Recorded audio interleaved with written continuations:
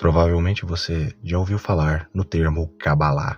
O que é a Cabalá, afinal de contas? Qual seria a sua história e a sua origem?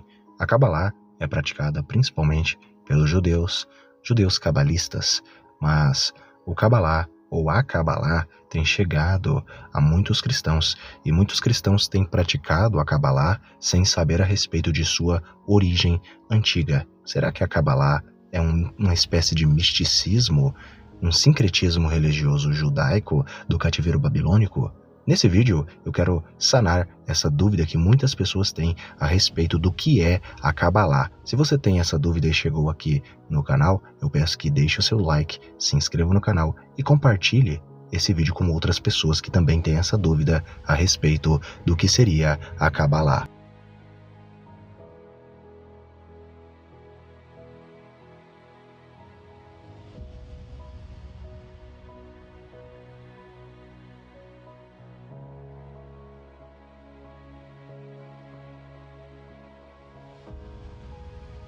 Quando adentrares a terra que o Senhor teu Deus te concede, não aprendas a imitar as abominações praticadas por aquelas nações, que dentre o teu povo não se encontre alguém que queime o seu filho ou filha, nem que faça presságio, oráculo, adivinhação ou qualquer tipo de magia, ou que pratique encantamentos, nem que seja médium, consulte os espíritos ou até mesmo invoque os mortos. O Senhor odeia quem pratica qualquer dessas abominações, e é justamente por causa destes pecados que o Senhor, teu Deus, vai expulsar aquelas nações em teu favor. Portanto, permaneças inculpável perante o Senhor, teu Deus. Cabalá é de origem hebraica e tem o significado de recebimento ou recepção, e é um método esotérico, uma disciplina antiga, um pensamento do misticismo judaico. A Cabalá, ela constitui a base das interpretações religiosas, místicas e esotéricas dentro do judaísmo. Um cabalista tradicional geralmente é chamado de Mekubal. Mekubal tem o significado de receptor. Os judeus cabalistas desenvolveram originalmente sua própria transmissão de textos sagrados dentro do reino da tradição judaica e frequentemente usam escrituras judaicas clássicas para explicar e demonstrar seus ensinamentos místicos. Esses ensinamentos são mantidos pelos cabalistas para definir o significado interno da Bíblia hebraica e da literatura rabínica tradicional, e sua dimensão transmitida anteriormente oculta, bem como para explicar o significado das observâncias religiosas judaicas. Historicamente, a Cabala surgiu de formas anteriores de misticismo judaico na Espanha e no sul da França, no século XII e também no século XIII. E foi reinterpretada durante o renascimento místico esotérico judaico na Palestina otomana do século XVI. O Zohar, o texto fundamental da Cabala, foi escrito no final do século XIII, provavelmente por Moisés de León. Isaac Luria, no século XVI, é considerado o pai da Cabala contemporânea. A Cabala luriânica foi popularizada na forma do judaísmo racídico a partir do século XVIII. Durante o século XX, o interesse acadêmico em textos cabalísticos, liderado principalmente pelo historiador judeu Gerson Schloen, inspirou o desenvolvimento de pesquisas históricas sobre a Cabala no campo dos estudos judaicos. Embora inúmeras glossas, margens, comentários, obras precedentes, textos satélites e outras obras menores contribuam para uma compreensão da Cabala como uma tradição em evolução, os principais textos na linha principal do misticismo judaico, que foi indiscutivelmente se enquadram no título Cabala, em conformidade com o sentido de cada definição, e atendendo a todos os vários critérios de diagnóstico dessas diferentes perspectivas. São o Bahir, o Zohar, o Pardes, o Rimonim e o Etz. Os primeiros escritos de Rehalot são reconhecidos como ancestrais das sensibilidades deste florescimento posterior da Cabala. E mais especialmente, o Sefer Yetzirah é reconhecido como o antecedente do qual todos esses livros extraem muitas de suas inspirações formais. O Sefer Yetzirah é um breve documento de apenas algumas páginas que foi escrito muitos séculos antes das obras da Alta e da Alta Idade Média, em algum momento de 200 a 600 depois de Cristo.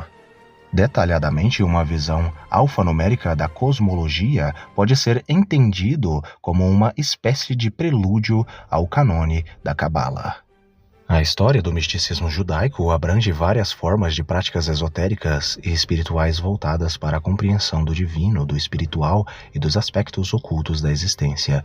Essa tradição mística evoluiu significativamente ao longo de milênios, influenciando e sendo influenciada por diferentes contextos históricos, culturais e religiosos. Uma série de sincretismos são vistos dentro da Cabalá de origem pagã. Entre as formas mais proeminentes do misticismo judaico está a Cabala, que surgiu no século XII e desde então se tornou um componente central do pensamento místico judaico. O período medieval viu a formalização da Cabala, particularmente no sul da França e na Espanha. Textos fundamentais como o Bahir e o Zohar foram compostos durante esse tempo, estabelecendo as bases para o desenvolvimento posterior, por assim dizer. Os ensinamentos cabalísticos dessa era eles basicamente se aprofundaram na natureza ali do espiritual, na estrutura do universo e no processo de criação. Os cabalistas notáveis foram Moisés de León, que desempenharam ali papéis cruciais na disseminação desses ensinamentos, que foram caracterizados por suas profundas interpretações, principalmente simbólicas e alegóricas da Torá. No início do período moderno, a Cabala luriânica, fundada por Isaac Luria no século XVI, introduziu novos conceitos metafísicos como Tzimtzum, contração divina, e Tikkun, reparo cósmico, que tiveram um impacto muito duradouro no pensamento judaico. O século XVIII viu a ascensão do Hassidismo, um movimento que integrou ideias cabalísticas em um contexto popular revivalista, enfatizando a experiência mística pessoal e a presença do espiritual na vida cotidiana. Hoje, o estudo acadêmico do misticismo judaico, iniciado por estudiosos como Gerson Schlohem, continua a explorar essas dimensões históricas, textuais e também filosóficas. Maimônides, no século XII, no início ali do nascimento da Cabalá, ele é celebrado aí por seguidores por seu racionalismo judaico. Maimônides rejeitou muitos dos textos cabalísticos, como Rekalot, particularmente Shiur Komar, cuja visão fortemente antropomórfica de Deus ele considerou herética. Maimônides, um sábio medieval de importância central no judaísmo, viveu na época do primeiro surgimento da Cabala. Por volta ainda do século XII, na década de 1230, o rabino Meir ben Simon de Narbonne escreveu uma epístola incluindo em seu Milchemet Mitzvah contra seus contemporâneos, os primeiros cabalistas, caracterizando-os como blasfemadores que até mesmo se aproximam da heresia. Meir ben Simon, basicamente, ele descreveu aí a respeito principalmente do Bahir. Ele rejeitou a atribuição de sua autoria ao Tanar e ele considerou o conteúdo como verdadeiramente herético. Em várias áreas importantes da história da Cabalá, Gerson Schlohem investiga e considera a evidência de uma interatividade de influência entre os cabalistas medievais da Provença e a heresia catara, que também prevalecia na região na mesma época em que as primeiras obras da Cabala medieval foram escritas. Nathaniel Deutsch escreve o seguinte: inicialmente essas interações entre mandeístas e místicos judeus na Babilônia, da Antiguidade Tardia ao período medieval, resultaram em tradições mágicas e angelológicas compartilhadas. Durante essa fase, os paralelos que existem entre o mandeísmo e o misticismo Rehalot teriam se desenvolvido. Em algum momento, tanto os mandeístas quanto os judeus que viviam na Babilônia começaram a desenvolver tradições cosmônicas e teosóficas semelhantes, envolvendo um conjunto análogo de termos, conceitos e imagens. Atualmente, é impossível dizer se esses paralelos resultaram principalmente da influência judaica sobre os mandeístas, da influência mandeísta sobre os judeus ou da fertilização cruzada. Qualquer que seja sua fonte original, essas tradições eventualmente chegaram aos textos mandeístas sacerdotais, isto é, esotéricos, e a Cabalá. R.J. Zwi Werblowski sugere que o mandaísmo tem mais semelhanças com a Cabala do que com o misticismo Merkabah, como cosmogonia e imagens sexuais, as 1012 perguntas, o pergaminho da realeza exaltada e a alma Rishaya Rabba ligam o alfabeto à criação do mundo, um conceito encontrado no Sefer Yetzirah e também no Bahir. Nomes mandeanos para Utras, anjos ou guardiões, foram encontrados em textos mágicos judaicos. Abatur parece estar inscrito dentro de uma tigela mágica judaica em uma forma corrompida, como Abtur ou Ptahil é encontrado no Sefer HaRazim, listado entre outros anjos que estão no 9º grau do 2º firmamento. A Cabalá, em sua origem, ela possui diversos conceitos pagãos e idolátricos dentro de si, até fazendo culto a anjos, por assim dizer. A Cabalá não existia nos tempos bíblicos, na época de Jesus, ou na época ali dos profetas Daniel, Ezequiel, Jeremias. Não, isso não existia. Na verdade, a Cabalá é simplesmente um reavivamento daquela idolatria, daqueles costumes pagãos que os judeus acabaram sendo influenciados ao longo dos séculos e também ao longo dos milênios. Muitos nomes de rabinos e comentaristas judaicos antigos muito proeminentes entre os próprios judeus criticaram veementemente aí a Cabala, como por exemplo o próprio judeu Rambam. Maimônides, Abraham Maimônides, filho de Maimônides, todos eles criticam aí os textos da Cabalá e as ideias que para eles são absurdas e heréticas na visão aí desses grandes rabinos. Em 1200, isso, no início do surgimento da Cabalá. Além deles, nós também temos o rabino Meir ben Simon de Nabone, que escreve que era heresia pura, basicamente, e blasfema. Os encantamentos feitos dentro da Cabala, também os pensamentos cabalísticos.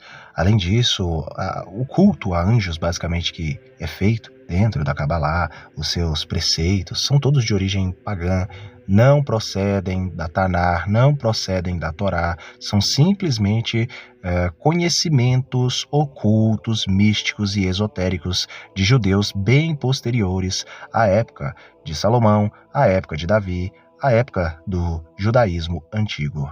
Os preceitos e ensinamentos ensinados aí pela Cabalá ferem Levítico, ferem Deuteronômio, ferem o Pentateuco inteiro e também os profetas, ferem a Tanar inteira, visto que a Tanar ela vai nos dizer em várias partes que é proibido qualquer tipo de ocultismo, magia, feitiçaria, encantamento, qualquer tipo de conhecimento oculto. Isso é proibido, isso é errado aos olhos de Deus.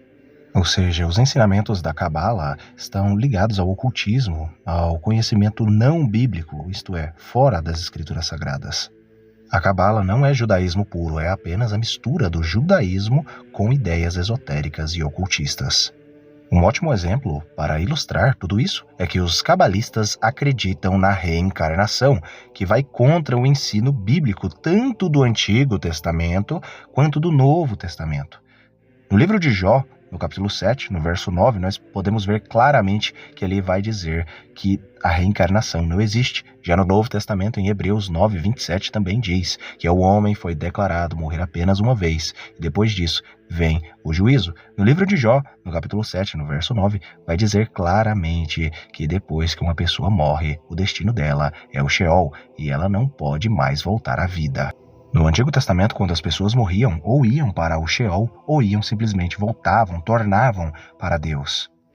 Eu agradeço a todos que assistiram o vídeo até aqui. Escrevam aí nos comentários o que vocês pensavam da Cabala antes de escutar tudo isso que vocês escutaram no vídeo. Um abraço, fiquem todos com o Elohim e até o próximo vídeo do canal Mistérios de Elohim.